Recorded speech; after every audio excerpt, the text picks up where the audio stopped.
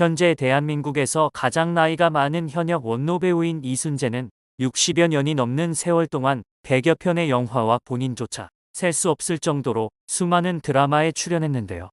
온 세대의 시청자들의 사랑을 받으며 친숙한 이미지를 갖고 있는 배우 중 한 명이죠. 그런 그가 갑질 배우로 전락하게 됐다는 이야기가 전해졌는데요. 사실 이는 이순재가 주연으로 출연하는 새로운 드라마의 내용입니다. 드라마 개소리는 활약 만점 시니어들과 경찰견 출신 소피가 그리는 유쾌하고 발칙한 노년 성장기를 담은 시츄에이션 코미디 드라마입니다. 이순재는 극중 오랜 세월 섬세한 연기력을 통해 전 국민의 희로애락을 책임진 대한민국 대표 배우 이순재 역을 맡았는데요. 이순재는 드라마 촬영장에서 사건에 휘말려 국민 배우에서 갑질 배우로 전락하게 됩니다. 큰 충격에 빠져 도망치듯 거제도로 향한 순재는 그곳에서 동네개 소피를 만나게 되는데요. 어느 날부터 소피의 말이 순재에게만 사람의 언어처럼 들리기 시작하는데 순재는 이렇게 소피와 함께 동네에서 벌어진 미스터리한 사건들을 파헤치며 인생 제2막을 엽니다. 특히 장르를 불문한 깊은 연기 내공을 통해 맡은 배역의 서사를 진정성 있게 풀어내는 이순재가 소피와 소통하며 선사할 색다른 힐링 판타지가 더욱 기다려집니다. 그런데 아이러니하게도 실제로 이순재는 갑질 논란에 휘말려 논란의 중심에 서기도 했었는데요. 과연 이순재의 인생은 어떠했을까요? 이순재는 함경북도 회령 출신으로 일제강점기와 한국전쟁을 모두 겪었습니다. 해방 후부터는 서울에서 생활하며 지독히도 가난한 생활을 보냈다고 합니다.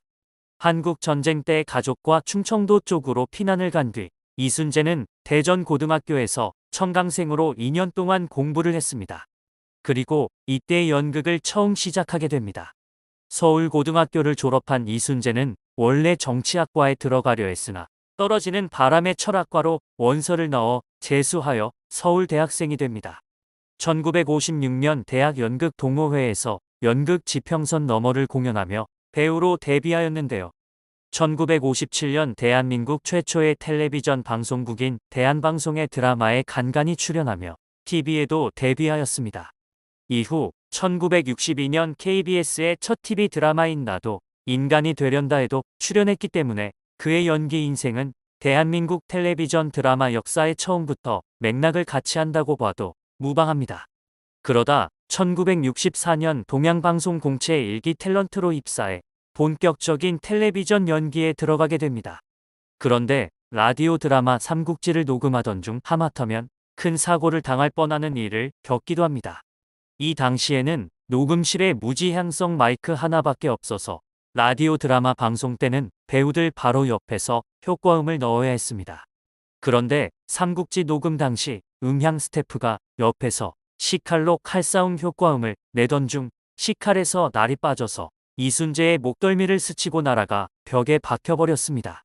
조금만 운이 나빴으면 끔찍한 일이 일어날 뻔한 상황이었습니다. 이 사고를 계기로 녹음실에는 효과음 콘솔이 따로 만들어졌습니다. 풍운에서의 카리스마 넘치는 정치가, 사랑이 뭐길래에서의 완고하고 가부장적인 가장, 허준에서의 엄격하지만 환자를 위해 헌신하고 제자를 위해 자신의 시신을 해부할 수 있도록 허락하는 참스승, 거침없이 하이킥에서의 날감 못하는 돌팔이 의사, 야인시대에서는 자상한 할아버지 등 어떤 캐릭터를 맡겨도 100% 소화해내는 모습은 시청자가 소름이 끼칠 정도입니다. 그런가 하면 14대 국회의원을 지내며 정계에도 입문했습니다. 매우 친했던 동료 배우이자 같은 대학 출신인 이낙훈이 먼저 정치 활동을 하면서 같이 하자고 권유한 것이 동기가 되었다고 하는데요. 그는 국회의원은 직업이 아니라고 했습니다. 그는 14대 때 국회 문화공보위원으로 활동했는데요. 1993년 부대변인을 거쳐 1995년 교육연수원 부위원장을 맡았습니다. 4년 국회의원을 하는 동안 신의가 없는 정치에 실망해 불출마를 선언했습니다. 2006년 경기도청 재보궐선거에 나선 정치적 경쟁자 이상수 의원의 후원회장을 맡기도 했는데요. 그의 소신인 신의의 정치, 화해의 정치를 몸으로 보여준 사례로 회자됩니다. 정치를 하는 8년간 한 번도 행복을 느낀 적이 없었다. 이건 내 본업이 될 수 없다는 판단으로 제자리에 돌아온 거다.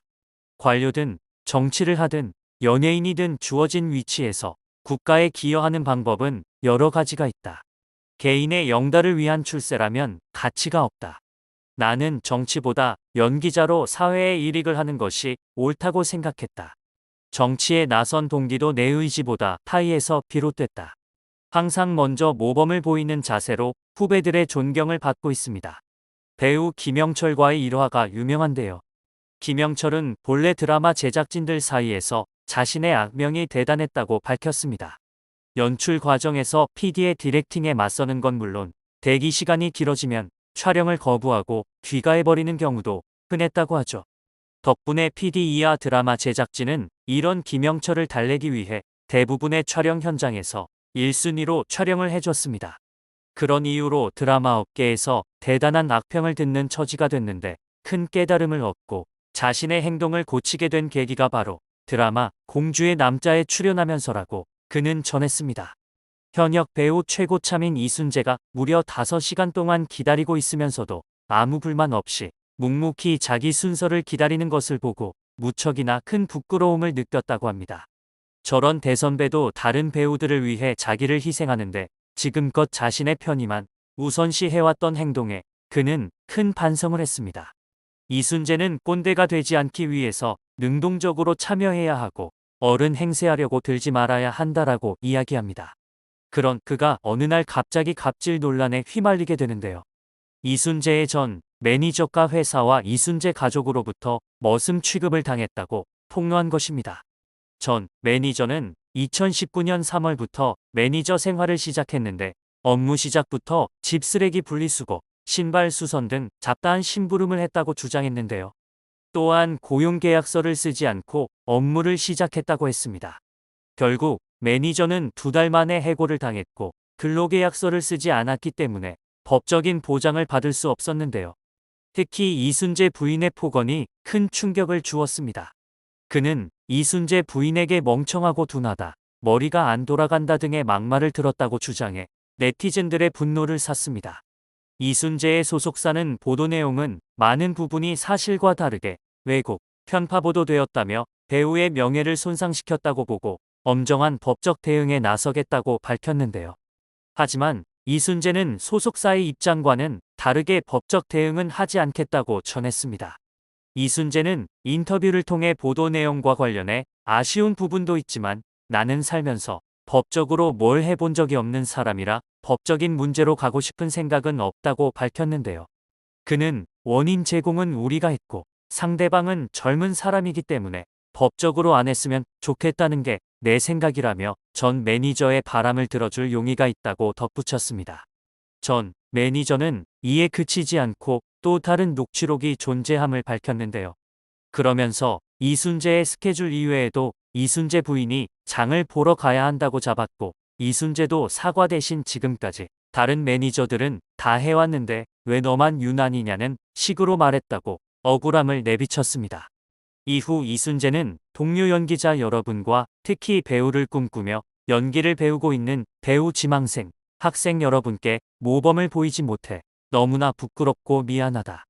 일련의 사태에 대해서는 자신에게 철저하고 타인을 존중해야 한다는 오랜 제 원칙을 망각한 부덕의 소치였음을 겸허히 인정한다.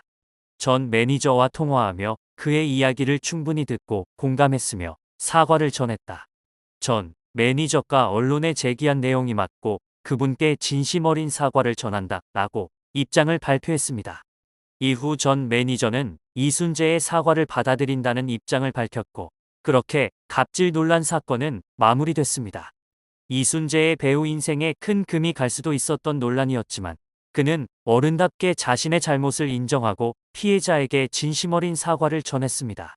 그렇게 그의 배우 인생은 현재도 진행 중인데요. 새로운 작품에서도 좋은 연기 보여주길 바라며 건강하게 오래오래 활동하시길 바라겠습니다.